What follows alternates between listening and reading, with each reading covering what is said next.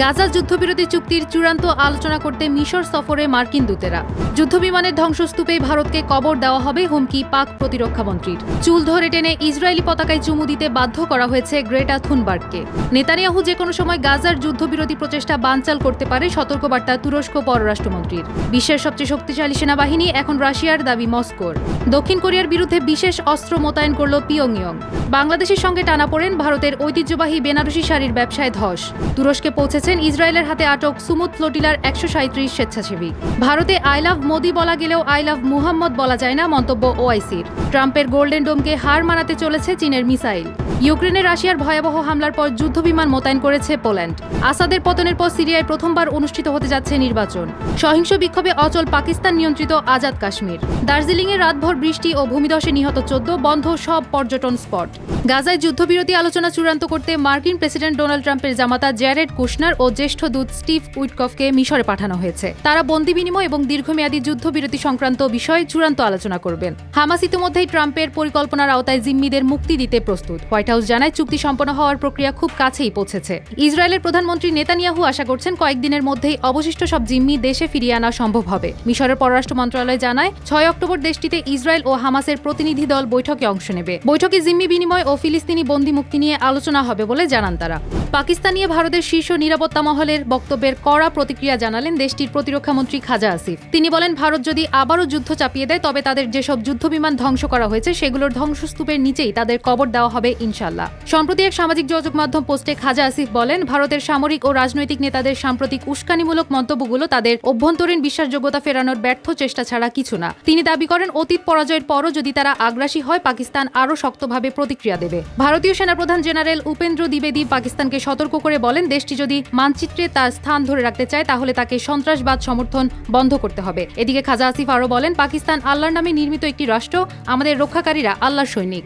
Israeli বাহিনীর হেফাজতে Greta Thunberg সহ ফ্লোটিলা কর্মীদের উপর কড়া নির্যাতনের অভিযোগ তুলেছেন ফেরত আসা মানবাধিকার কর্মীরা। এদের মধ্যে তুর্কি এক সাংবাদিক জানান, থুনবার্গকে চুল ধরে টেনে নিয়ে যাওয়া, মারধর করা এবং ইসরায়েলি পতাকায় চুমু খেতে বাধ্য করার মতো ঘটনা ঘটেছে। ফ্লোটিলার অভিযাত্রী মালয়েশীয় ও মার্কিন অংশগ্রহণকারীরাও একই অভিযোগ করেছেন। তারা বলেন, তারা আমাদের সঙ্গে পশুর মতো আচরণ করেছিল। আটককৃত ব্যক্তিদের খাবার, বিশুদ্ধ পানি ও ওষুধ থেকেও বঞ্চিত করা হয়। ফ্লোটিলায় অংশ নেওয়া ইতালীয় এক সাংবাদিক বলেন, থুনবার্গের শরীরে ইসরায়েলি পতাকা মুড়িয়ে ট্রফির মতো প্রদর্শন করা হয়। তবে ইসরায়েল সব অভিযোগ অস্বীকার করে বলেছে, বন্দীদের যথাযথ পানি, খাদ্য ও চিকিৎসা দেওয়া হয়েছে।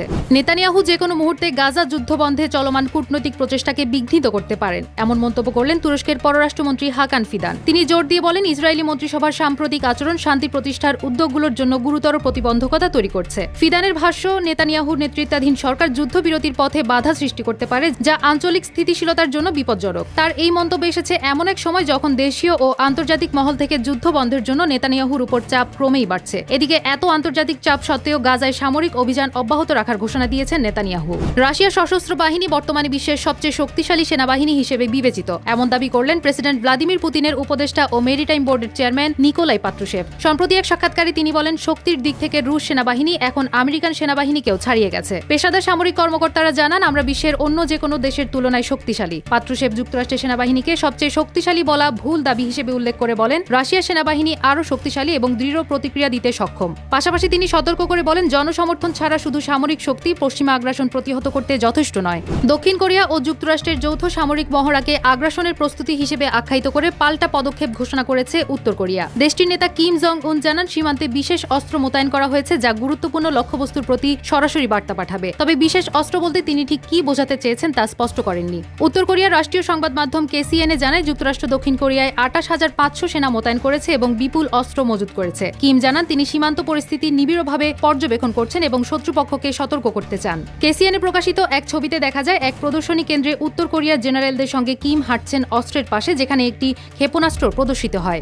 বাংলাদেশে চলমান রাজনৈতিক অস্থিরতার প্রভাব পড়েছে ভারতের বেনারসি শাড়ি ব্যবসায়। দুই দেশের সম্পর্কের কূটনৈতিক টানাপোড়েনে ধসে পড়েছে ভারতের ঐতিহ্যবাহী এ বাণিজ্য। একদিকে বিক্রি অর্ধেকে নেমে আসায় বিপাকে পড়েছেন উত্তরপ্রদেশের বেনারসের তাঁতিরা, অন্যদিকে পশ্চিমবঙ্গের সুতির শাড়ি ব্যবসায়ীরা নতুন বাজার দখল করে পেয়েছেন অপ্রত্যাশিত উত্থান। বাংলাদেশে বেনারসি শাড়ির বিশাল বাজার থাকলেও সাম্প্রতিক আমদানি সীমিত হওয়ায় বিক্রি কমেছে ৫০%-এরও বেশি। ২০১৬ সালের নোট বাতিলকরণ, বিদ্যুৎ মূল্য বৃদ্ধি, কোভিড মহামারী ও গুজরাটের সস্তা পাওয়ারলুমের প্রতিযোগিতায় চাপে থাকা বেনারসের তাঁতি সমাজ এখন আরও অস্তিত্ব সংকটের মুখোমুখি। তাঁতিদের সংখ্যা ২ লাখ থেকে ১ লাখে নেমে এসেছে। অনেকে পেশা পেশা বদলে রিকশা চালাচ্ছেন। অন্যদিকে বাংলাদেশ থেকে শাড়ি রফতানি কমায় পুনর্জাগরণ ঘটেছে পশ্চিমবঙ্গের তাঁতিদের। বাংলাদেশে শাড়ির প্রতিযোগিতা কমায় বিক্রি বেড়েছে 25%। ফিলিস্তিনের দুর্ভিক্ষ কবলিত গাজায় ত্রাণ পৌঁছে দেওয়ার উদ্দেশ্যে আন্তর্জাতিক বেসামরিক নৌবহর গ্লোবাল সুমুদ ফ্লোটিলাতে অংশ নেওয়া 137 জন আন্দোলনকারী তুরস্কের ইস্তাম্বুলে পৌঁছেছেন। আটককৃত 450-এরও বেশি আন্দোলনকারীর মধ্যে এই 137 জনকে বিশেষ উড়োজাহাজে পাঠিয়েছে ইসরায়েল। এদের মধ্যে 36 জন তুরস্কের নাগরিক সহ বিভিন্ন দেশের নাগরিক রয়েছেন। তাদের বহনকারী ফ্লাইট ইসরায়েলের রামন বিমানবন্দর থেকে ইস্তাম্বুলে অবতরণ করে। তুরস্কের সংবাদ মাধ্যম জানায়, প্রথমে আন্দোলনকারীদের স্বাস্থ্য পরীক্ষা করা হবে, এরপর তাদের পুলিশ দফতরে নিয়ে গিয়ে জবানবন্দি গ্রহণ করা হবে। এছাড়া আন্তর্জাতিক জলসীমায় তুরস্কের নাগরিকদের ইসরায়েলের আটক নিয়ে ইস্তাম্বুলের পাবলিক প্রসিকিউটরের দফতর একটি তদন্ত শুরু করেছে। ভারতে আই লাভ মোদি বলা গেলেও আই লাভ মুহাম্মদ বলা যায় না, এমন অভিযোগ তুলেছেন অল ইন্ডিয়া মজলিস-ই-ইত্তেহাদুল মুসলিমিনের সভাপতি আসাদুদ্দিন ওয়াইসি। হায়দ্রাবাদে এক জনসভায় তিনি বলেন, দেশে এখন এমন আইন তৈরি করা হয়েছে যে প্রধানমন্ত্রী নরেন্দ্র মোদীর প্রশংসা করা যায়, কিন্তু নবী মুহাম্মদ সাল্লাল্লাহু আলাইহি সাল্লামের নাম নেওয়া হলেই তা অপরাধ গণ্য হয়। সম্প্রতি উত্তরপ্রদেশের বেরেলিতে জুমার নামাজের পর মুসল্লিদের আই লাভ মুহাম্মদ লেখা প্ল্যাকার্ড বহনে পুলিশ বাধা দেয়, সংঘর্ষে গ্রেফতার হয় 81 জন। পরে এলাকায় মোতায়েন করা হয় বিপুল পুলিশ ও বন্ধ রাখা হয় ইন্টারনেট। ওয়াইসি প্রশ্ন তোলেন, যেখানে মোদীকে ভালোবাসা স্বাভাবিক, সেখানে মুহাম্মদকে ভালোবাসা কেন অপরাধ? সম্প্রতি অত্যাধুনিক ডেটা প্রসেসিং সিস্টেম তৈরি করেছে চীন, যা পৃথিবীর যে কোনো প্রান্ত থেকে আকাশপথে আসা হুমকি দ্রুত শনাক্ত ও প্রতিরোধ করতে সক্ষম, এমন দাবি করছে চীনের একদল গবেষক। তারা জানায়, এই প্রযুক্তি একই সঙ্গে হাজারো ক্ষেপণাস্ত্র ট্র্যাক করতে পারে এবং আকাশ, মহাকাশ, স্থল ও সমুদ্রের মতো একাধিক ডোমেনের সেন্সর ডেটা একত্রিত করে কাজ করে। প্রোটোটাইপটি ইতোমধ্যেই পিপলস লিবারেশন আর্মির কাছে মোতায়েন করা হয়েছে বলে জানায় তারা। এদিকে ট্রাম্পের গোল্ডেন ডোম বিদ্যমান প্রতিরক্ষা ব্যবস্থাগুলোর উপর ভিত্তি করে তৈরি হলেও এর মূল অংশ হবে মহাকাশ ভিত্তিক ইন্টারসেপ্টর ও সেন্সর। ট্রাম্পের দাবি, এটি রাশিয়া বা চীনের দিক থেকে আসা অত্যাধুনিক আকাশ প্রতিরক্ষা হুমকি থেকে সুরক্ষা দেবে। বিশ্লেষকদের মতে, চীনের এই প্রযুক্তি বেইজিংয়ের বৈশ্বিক সামরিক আধিপত্য কৌশলের অংশ এবং তা এশিয়া প্যাসিফিক অঞ্চলে উত্তেজনা আরও বাড়াতে পারে। রাশিয়ার নতুন বিমান হামলার পর নিজেদের আকাশ সীমা সুরক্ষায় আকাশ প্রতিরক্ষা ব্যবস্থা মোতায়েন করেছে পোল্যান্ড ও ন্যাটো মিত্রবাহিনী। সম্প্রতি পোল্যান্ডের সামরিক বাহিনী জানায়, দেশটির আকাশে যুদ্ধবিমান টহল দিচ্ছে এবং স্থলভিত্তিক প্রতিরক্ষা ও রাডার নজরদারি সর্বোচ্চ সতর্ক অবস্থায় রাখা হয়েছে। পদক্ষেপগুলো নেওয়া হয়েছে নাগরিক নিরাপত্তা ও সীমান্তবর্তী এলাকার সুরক্ষার জন্য। রাতভর লাভিভ, জাপোরিঝিয়া, চেরনিহিভ ও সুমি অঞ্চলে হামলা চালানো হয়, এতে অন্তত 5 জন নিহত ও লাখ লাখ মানুষ বিদ্যুৎবিহীন হয়েছেন। প্রেসিডেন্ট জেলেনস্কি জানান, রাশিয়া 50টিরও বেশি ক্ষেপণাস্ত্র ও প্রায় 500টি ড্রোন নিক্ষেপ করেছে।